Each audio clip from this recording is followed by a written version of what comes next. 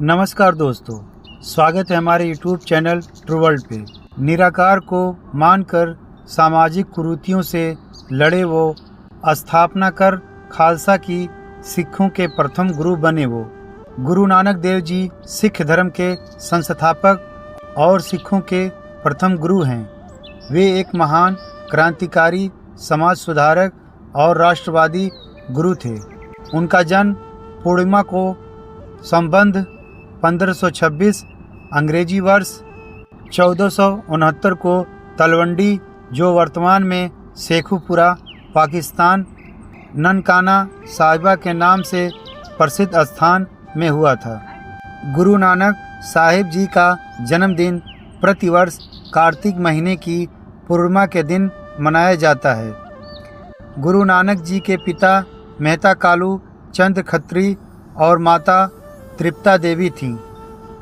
नानक को पंजाब और सिंध का पैगंबर कहा गया है। नानक के पिता मेहता कालू चंद थे, जिन्हें कालू के नाम से जाना जाता था। वह गांव के लेखपाल थे। वे एक कृषक भी थे। नानक की माता का नाम तृप्ता देवी था। उन्होंने अपना अधिकांश बचपन अपनी बड़ी बहन बेबे नानकी के साथ बिताया, क्योंकि वह उनसे प्यार करते थे। नानक की इकलौती बहन नानकी उनसे 5 साल बड़ी थी। साल 1975 में उसने शादी की और सुल्तानपुर चली गईं। गुरु नानक देव जी एक अद्भुत एवं विलक्षण और तर्कशील बालक थे। बचपन में उन्होंने दैवीय चीज़ों के प्रति अपने अलौकिक एवं अद्भुत ज्ञान से अपने शिक्षकों को आश्चर्यचकित कर दिया था। मात्र 13 वर्ष की आयु में वे फारसी एवं संस्कृत भाषा के ज्ञाता हो गए थे। गुरु नानक देव जी का विवाह 24 दिसंबर 1487 में बालपन में 16 साल की उम्र में गुरदासपुर जिले के लाखौकी नामक स्थान के रहने वाले मूला की बेटी सुलखनी देवी से हुआ था। 32 साल की उम्र में इनके यहाँ पहला बेटा श्री चंद का जन्म हुआ। 4 साल के बाद दूसरे बेटे लक्ष्मीदास का जन्म हुआ।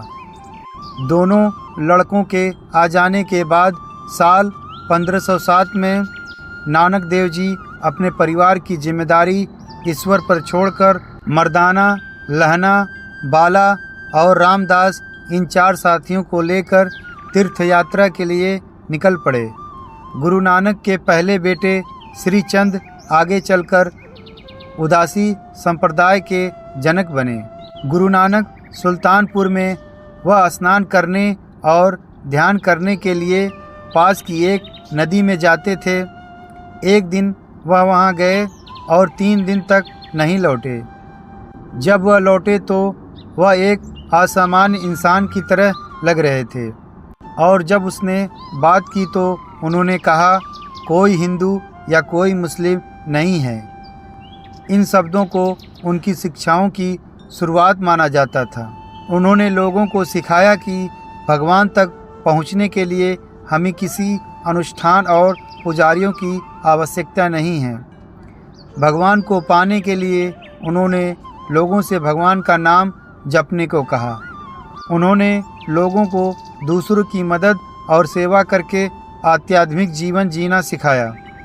उन्होंने उन्हें किसी भी तरह की धोखाधड़ी या शोषण से दूर रहने और एक ईमानदार जीवन जीने के लिए कहा। मूल रूप से अपनी शिक्षाओं के माध्यम से उन्होंने नए धर्म यानी सिख धर्म के 3 स्तंभों की स्थापना की। नंबर 1, नाम जपना।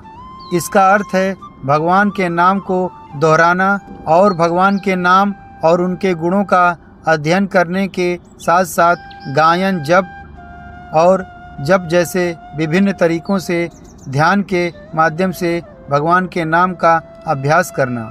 नंबर 2, किरत करनी। इसका सीधा सा मतलब है ईमानदारी से कमाई करना। उन्होंने उम्मीद की कि लोग गृहस्थों का सामान्य जीवन जिएं और अपने शारीरिक या मानसिक प्रयासों के माध्यम से ईमानदारी से कमाएं और हमेशा सुख और दुख दोनों को भगवान के उपहार और आशीर्वाद के रूप में स्वीकार करें। वंद चखना, इसका सीधा सा मतलब है एक साथ बांटना और उपभोग करना। इसमें उन्होंने लोगों से अपने संपत्ति का कुछ हिस्सा समुदाय के साथ बांटने को कहा। वंद चखना का अभ्यास करना सिख धर्म का एक महत्वपूर्ण स्तंभ है, जहां हर सिख समुदाय के साथ अपने हाथों में जितना संभव हो उतना योगदान देता है। गुरु नानक जी ने देश विदेश के विभिन्न धार्मिक स्थलों का प्रवास किया एवं सिखी के उपदेश दिए। गुरु नानक जी मुस्लिम धार्मिक स्थलों जैसे कि मक्का, मदीना आदि भी गए।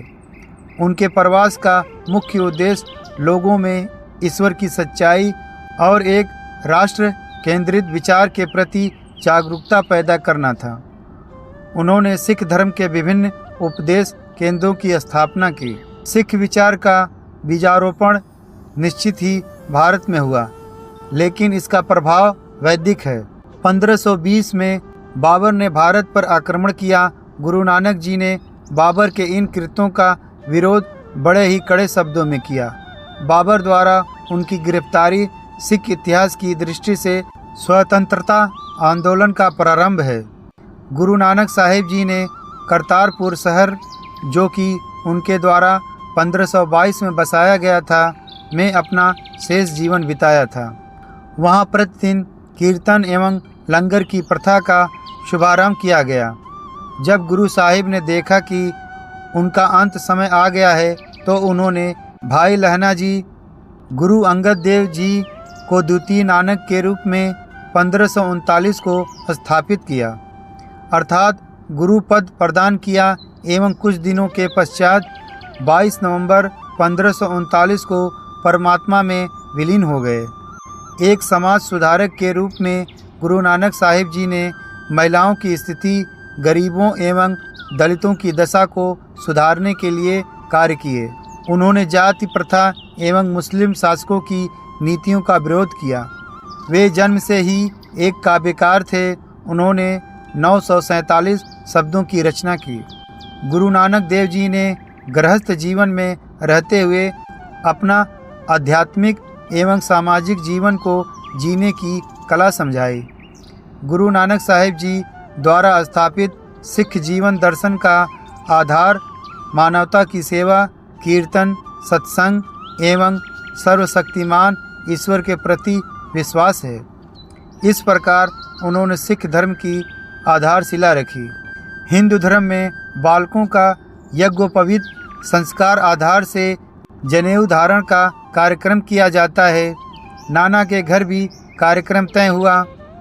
कालू मेहता ने अपनी सभी रिश्तेदारों को न्योता देकर इस कार्यक्रम के लिए बुलाया था। यज्ञोपवीत संस्कार वाले दिन नानक ने जनेऊ पहनने से साफ इनकार कर दिया।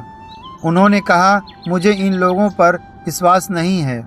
नानक ने भरी सभा में कहा कि गले में धागा डालने से मन पवित्र नहीं होता। मन पवित्र करने के लिए अच्छे आचरण की जरूरत होती है। बालक की वाक्पटुता और दृढ़ता देखकर सभी लोग चकित रह गए। गुरु नानक देव जी ने हिंदू धर्म में प्रचलित कई कुरीतियों का विरोध किया है। 55 वर्ष की आयु के आसपास नानक सितंबर 1539 में अपनी मृत्यु तक वहां रहते हुए करतारपुर में बस गए। इस अवधि के दौरान वे अचल के नाथ योगी केंद्र और पाक पठन और मुल्तान के सूफी केंद्रों की छोटी यात्राओं पर गए। गुरु नानक के भाई लहना को उत्तराधिकारी गुरु के रूप में नियुक्त किया। उनका नाम बदलकर गुरु अंगद रखा, जिसका अर्थ है किसी का अपना या आपका हिस्सा। अपने उत्तराधिकारी की घोषणा करने के कुछ समय बाद गुरु नानक की मृत्यु 22 सितंबर 1539 को करतारपुर के 70 वर्ष की आयु में हुई। गुरु नानक का शरीर कभी नहीं मिला। जब गुरु साहिब ने देखा कि उनका अंत समय आ गया है, तो उन्होंने भाई लहना जी गुरु अंगद जी को द्वितीय नानक के रूप में 1539 को स्थापित किया, अर्थात गुरु पद प्रदान किया एवं कुछ दिनों पश्चात 22 सितंबर 1539 को परमात्मा में विलीन हो गए। दोस्तों, ये वीडियो आपको कैसी लगी कमेंट करें। अगर ये वीडियो आपको अच्छी लगी हो तो प्लीज़ एक लाइक और सब्सक्राइब करें, क्योंकि आपके एक लाइक और सब्सक्राइब से मुझे हौसला मिलता है। धन्यवाद।